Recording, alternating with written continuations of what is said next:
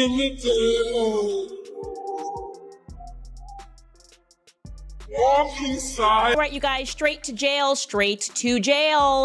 for questioning at least Erika. I agree with Erika Kirk. Does this need to speed up? I mean, it's amazing. It's been 5 months. He hasn't even pled guilty or innocent.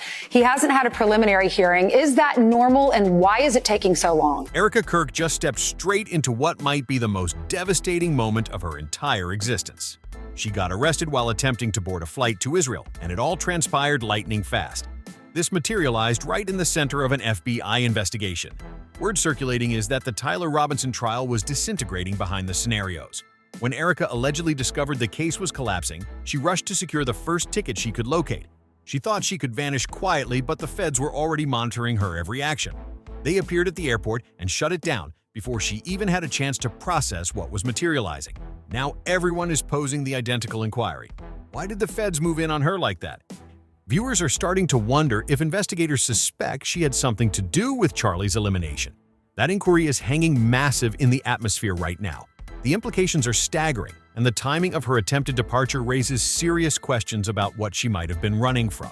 Was she fleeing potential charges? Was she attempting to reach a country with no extradition treaty? The pieces are starting to align in ways that make her actions appear extremely calculated. The reason that Erika's assistant and her mother, Tracy, Erika's best friend, told people in their orbit something quite interesting, actually. The reason that they told her that they didn't go is different from the reason that Erika didn't go, obviously. Tracy and her daughter told people that Tracy had a bad feeling. Like I told you, confirmed that. Tracy had a bad feeling, and so she stopped her daughter from going to UVU. This is now confirmed. It's a fact. Sources close to federal authorities declare the Tyler Robinson case has taken a wild turn. Instead of focusing completely on Tyler, attention has reportedly shifted toward Erika. That is a serious twist that nobody anticipated. The defense team is even pushing to disqualify the prosecutors. Now, insiders claim the entire case has basically collapsed. Supposedly, that chaos had Erika absolutely panicking. She packed her bags and booked that flight to Israel, hoping to escape before things detonated. But there was one major problem. She didn't make it out. Agents halted her and brought her in for intensive questioning, and that move has everybody discussing non-stop. The fact that federal agents were positioned and ready suggests they'd been monitoring her movements for quite some time. This wasn't a random checkpoint stop. This was a coordinated operation. They knew exactly when she'd be at that airport, which flight she'd booked, and precisely when to intervene. That level of surveillance indicates investigators have been building a case for weeks, possibly months. We were working off of a tip that Tracy may have been with Erika when Erika got the call from Elizabeth and Mikey McCoy, because they were both on the phone, even though that was never revealed to the public until later. Tracy, I am told, because she's privatized her public profiles, but I am told that she has denied that claim. Okay, let's assume Tracy's telling the truth and that she was not with Erika on September. Digging into her inner circle has raised even more eyebrows across the board. One identity keeps surfacing repeatedly: Tracy Martin. She has been Erika's best friend for over 15 years. Reports declare Candace discovered that Tracy was right there with Erika when she received the communication about Charlie. That detail has viewers connecting dots at lightning speed. Now here's where circumstances start appearing genuinely suspicious. Tracy's daughter actually operates as Erika's assistant. On the day everything transpired, she was supposed to be at the location with Charlie, but she never appeared. That alone has viewers raising eyebrows everywhere. If she was scheduled to be present, why was she suddenly missing in action? The absence feels too convenient, too perfectly timed. It gets even wilder and more bizarre. They're going to say that that chat was really not a big deal. That chat wasn't a big deal. Charlie was just blowing off a little bit of steam. He didn't mean it. He never once blinked on his support for Israel. Now, according to Josh, that 2-hour later call, that was just because Josh Hammer's brilliant. He's a mentor. He was a mentor somehow to Charlie when it came to debating, and he really just needed some good talking points. He was angry at Israel, but he was just blowing off some steam, and then he was back and wanted to focus on these talking points. And so apparently he needed Josh Hammer. He also needed this rabbi all the way in Israel who agreed to wake up at 4 a.m. his time to help Charlie with. And Tracy and her daughter informed everyone they remained away because Tracy experienced a bad feeling. That is the explanation they provided. Just a bad feeling, nothing more. And now, viewers are posing the obvious inquiry. Was it genuinely a gut instinct? Or did Erika provide her a heads up about what might materialize at that gathering? Because that timing doesn't register correctly with numerous folks. When somebody avoids a situation that later transforms serious, viewers are going to discuss. But that is only component of the narrative. The coincidences are stacking up too neatly, and when patterns emerge this clearly, investigators pay attention. Supporters also discovered that right before the gathering, Charlie had a serious clash with some of his Jewish donors. According to reports, he transmitted a text to a group conversation declaring, "Jewish donors play into all the stereotypes. I cannot and will not be bullied like this, leaving me no choice but to leave the pro-Israel movement." Because what Tracy cannot deny is that her daughter is indeed Erika's assistant. I've confirmed that. However, it is a fact that she was supposed to go to UVU on September 10th. I remind you, this is Erika's assistant. That message shook circumstances up dramatically. Sources close to him claim that identical day, he had an emergency Zoom meeting with Rabbi Wiki. That makes it clear his message struck hard inside top management. It reportedly caused panic behind closed doors. The fallout from that single text was apparently massive, with phone calls flying back and forth between major players trying to contain the damage. What stands out even more is Erika's reaction to the entire situation. She never publicly confirmed there was a crisis materializing. Instead, she reportedly pushed the concept that Charlie was just venting in a group conversation and was not serious about stepping away from pro-Israel support. She even had Josh Hammer, an American conservative political commentator, back her up publicly with statements supporting her version. Now, critics are calling those statements misleading, and they're questioning why she worked so intensely to calm the narrative instead of addressing the tension directly. Why the immediate damage control? Why the coordinated messaging?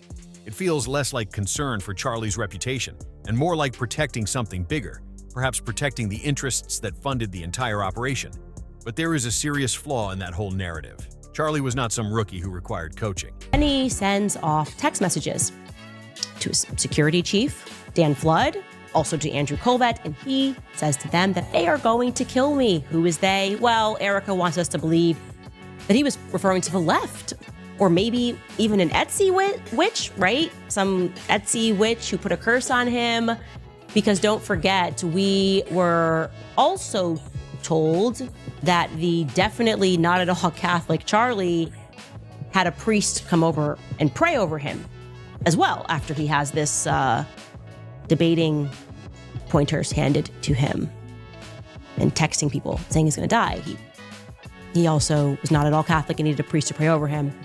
And by the way, don't forget, he also apparently had no fears the next day, Erika says. She has his phone, but we got a priest praying over him.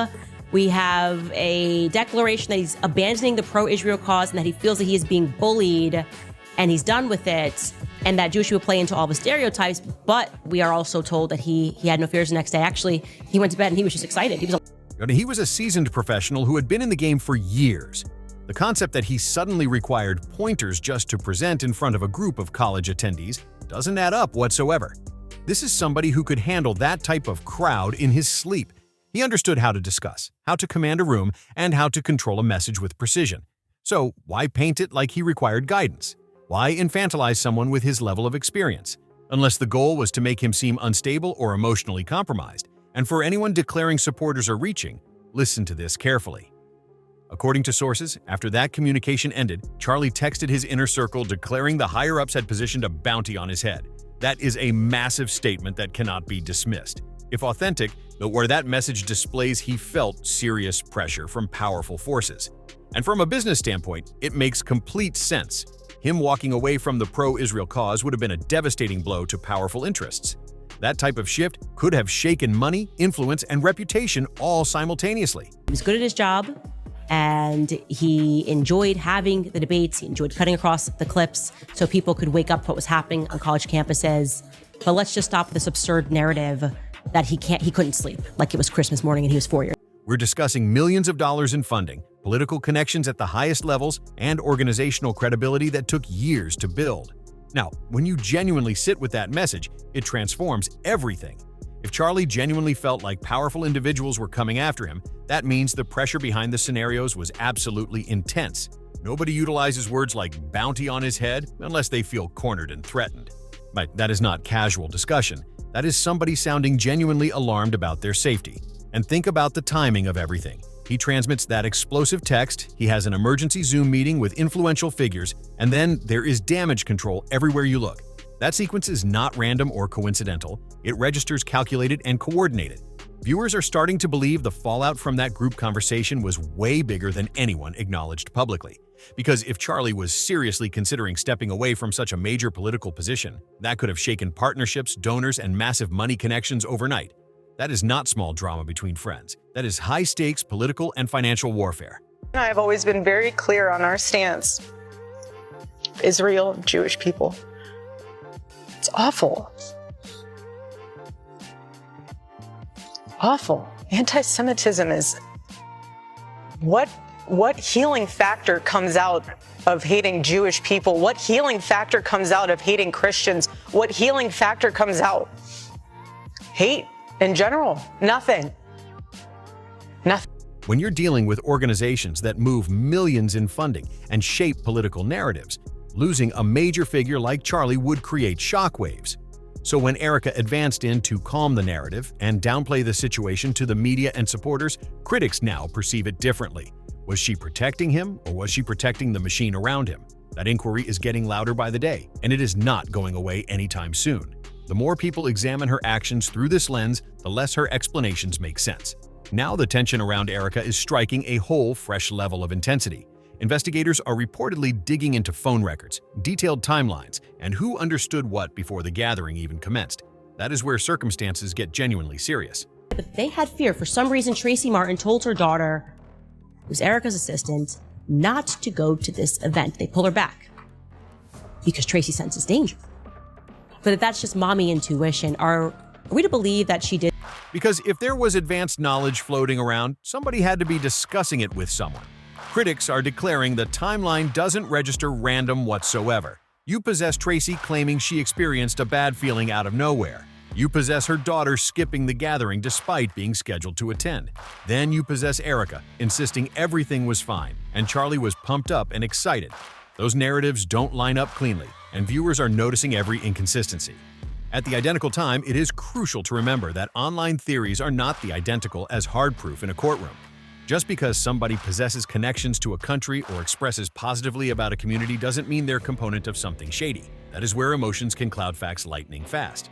However, the optics appear messy, and in high-profile situations like this, optics matter enormously. Situations were reversed, and there were this many verifiable lies that Charlie told regarding the murder, assassination of his wife.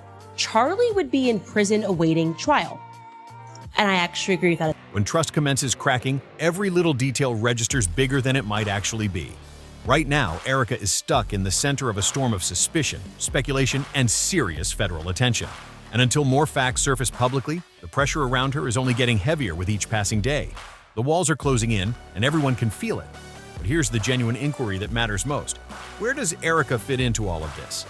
It appears strange that Erika claimed Charlie was excited about the major day, while her best friend Tracy and Tracy's daughter were reportedly anxious and didn't even want to attend the gathering. That contrast is a massive red flag for many observers monitoring this situation. If everything was so positive and Charlie was supposedly pumped up, why were the individuals closest to her behaving nervous and avoiding the event? That detail maintains surfacing again and again in every analysis. According to reports, authorities are exploring whether Erika may have warned them not to go to protect them from what was coming. That theory has been floating around heavily in investigative circles. As for how she would have understood anything in advance, critics online are pushing one explosive concept. They believe she was closer to the planning conversations with higher-level figures than anyone realized at the time. We've been to Israel twice together. And to be able to walk in the place where our Lord walked and see the Bible come to life in Technicolor, how could you hate that place? Supporters declare that is pure speculation without evidence, but skeptics highlight something else entirely. Since the incident, supporters have highlighted Erika's connections to Israel and her documented relationships with influential figures. There are past interviews where she expressed sympathy and support for Jewish communities with genuine warmth. She has openly discussed with enthusiasm about the country and its people in multiple public forums. Some commentators, including Candace Owens, argue that those connections deserve way deeper scrutiny from investigators. Others strongly disagree and call that leap completely unfair and potentially discriminatory. Still, the debate is loud, emotional, and not decelerating anytime soon. The arguments on both sides are passionate and refuse to find middle ground. Fortunately, it appears like authorities are finally listening to Candace and others who have been demanding genuine answers for months. Erika has been arrested and is now being questioned intensively about her possible involvement in what transpired. That alone displays this situation has reached a genuinely serious level that can't be ignored. For a lengthy time, viewers believed her powerful connections would shield her from any genuine consequences.